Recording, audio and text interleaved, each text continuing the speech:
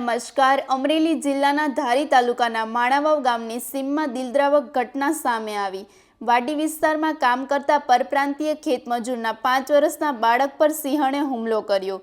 માહિતી મુજબ રામકુવાડાની વાડીમાં આ ઘટના બની હતી, જેમાં સિંહણના હુમલામાં બાળકનું કરુણ મોત નીપજ્યું. મૃતક બાળકની ઓળખ ધવલ ઈશ્વર કટારા ઉંમર 5 વર્ષ તરીકે થઈ છે. ઘટના બાદ બાળકને ચલાલા હોસ્પિટલ ખસેડવામાં આવ્યો. બીજી તરફ વન વિભાગ દ્વારા સિંહણને પકડી પાડવા માટે કાર્યવાહી શરૂ કરવામાં આવી. વધુ સમાચાર માટે જોડાયેલા રહો. RP Gujarat news, Rajkot. હું રહ્યો તો ગામ પાસે બરાબર. આમાં પછી એ રહેતા તો ઓલીવાડીએ. એ મારો ભાઈ ઈશ્વર મોટો, એ ઓલીવાડી રહેતા ને હું ગામમાં રહેતો હતો. ઈશ્વર આવ્યો હાજે ગામમાં, ને એના મમ્મી ને એ છોકરો રહેતા હતા ઓલીવાડીએ બરાબર.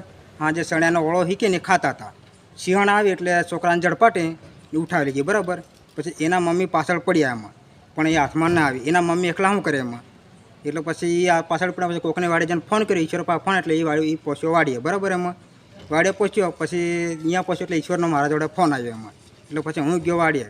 પછી એમાં કમસે કમ વધારે તો નહીં 200 મીટર જેટલો ખેતર દૂર હતું બાજરાનું. એમાં સિંહણે લઈને ઘરી ગઈ એમાં. પછી અહીંયા છોકરાનું નામ શું? છોકરાના બાપાનું નામ શું? છોકરાનું નામ કટારા ધવલભાઈ ઈશ્વરભાઈ છોકરાનું નામ હતું. તમારું ગામ કયું છે? અમારું ગામ ઘાણીકોટ. આ ક્યાં ગામે આ બનાવ બન્યો છે? મણાવા ગામ. માણાવ ગામ. કેટલા વાગે બન્યું? કેટલા વાગ્યા? લગભગ 7:30 કે 7:30-8ના ગાળામાં એટલામાં હે લગભગ. જયરાજવાળા પ્રમુખ ચલાલા નગરપાલિકા. આજે મને જ્યારે ટેલિફોનિક જાણ થઈ કે અમારું બાજુનું ગામ એટલે માણાવાવ રામકુભાઈ વલ્લભભાઈ વાળા એમની વાડી ઉપર પરપ્રાંતીય મજૂર ધવલભાઈ ઈશ્વરભાઈ કટારા, જે બાળકની ઉંમર 5 વર્ષ હોય, સાંજના સમયે વાડીએ વાગ્યું રાખીને લોકો રહેતા હોય તો વન્ય પ્રાણીએ હિંસક હુમલો કરતા 5 વર્ષના બાળકનું દુઃખદ અવસાન થયું છે અને હોસ્પિટલ ખાતે એમની આગળની કાર્યવાહી ચાલી રહી છે. અમને ટેલિફોનિક જાણ થતાં અમારી ટીમ સાથે ડૉક્ટરો સતત અહીંયા ઉપસ્થિત રહ્યા અને ફોરેસ્ટ વિભાગની ટીમ, પોલીસ વિભાગની ટીમ બધા અહીંયા ઉપસ્થિત હોય અને વન વિભાગના ઉચ્ચ અધિકારીઓ પણ ઘટના સ્થળે પહોંચી ગયા. એની આગળની કાર્યવાહી હાલ ચાલુ છે અને બાળકનું ખૂબ જ દુઃખદ નિધન થયું છે. તે ખૂબ દુઃખની બાબત છે. ભગવાન એમના દિવ્ય આત્માને શાંતિ આપે. મારું નામ છે કટારા ઈશ્વરભાઈ રામાભાઈ ને મારું મૂળ વતન છે ગામ છે ઘાણીકોટ, તાલુકો ફતેપુરા, જિલ્લો દાહોદ, પોસ્ટ સુખસર.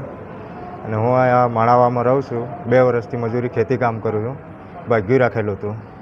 તો સાંજના સમયમાં 7:15 હું ગામમાં સામાન લેવા ગયો હતો ને એની મમ્મી અને છોકરો આ બંને ત્યાં વાડીએ હતા.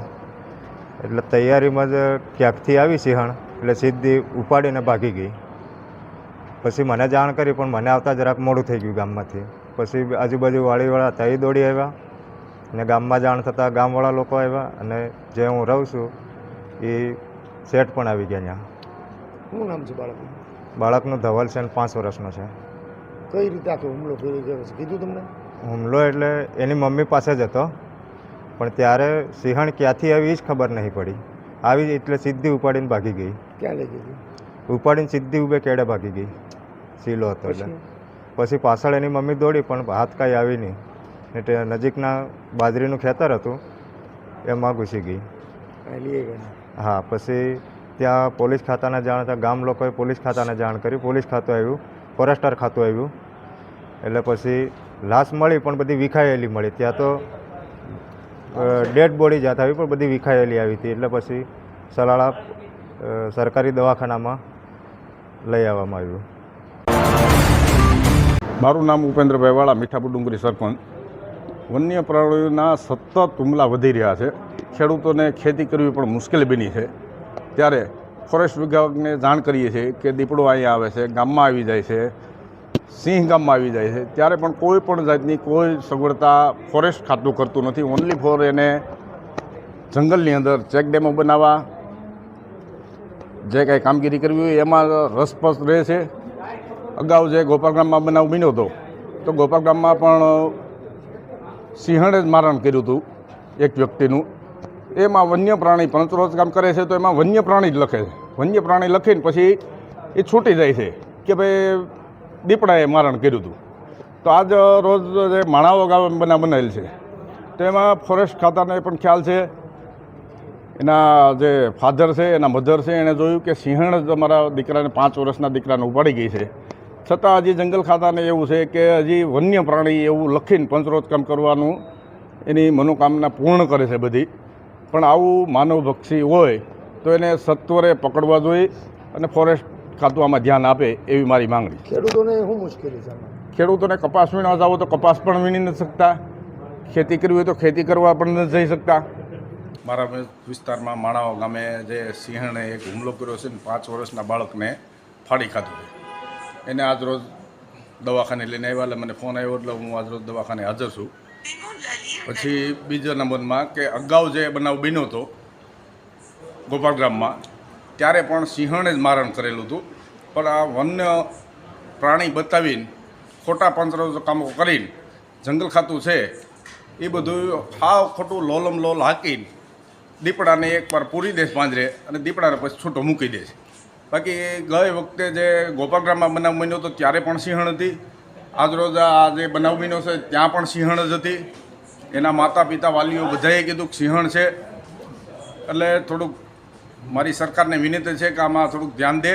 બાકી ફોરેસ્ટ ખાતું તો માનો સહાય આપવાનું છે, દીપડાની એટલી જ સહાય આપવાનું છે, સિંહણની એટલું જ આપવાનું. પણ ફોરેસ્ટ ખાતું એની કામગીરીમાંથી બચવા માંગે છે. પણ આ એ વ્યાજબી ના ગણાય. માનવભક્ષી સિંહણ છે. અગાઉ જો પકડી લીધી હોત તો આ જે બનાવ બન્યો એ ન બનત. પણ હવે સત્વરે તાત્કાલિક સિંહણને પકડીને તાત્કાલિક એનું રેસ્ક્યુ કરે એવી અમારી માંગણી છે.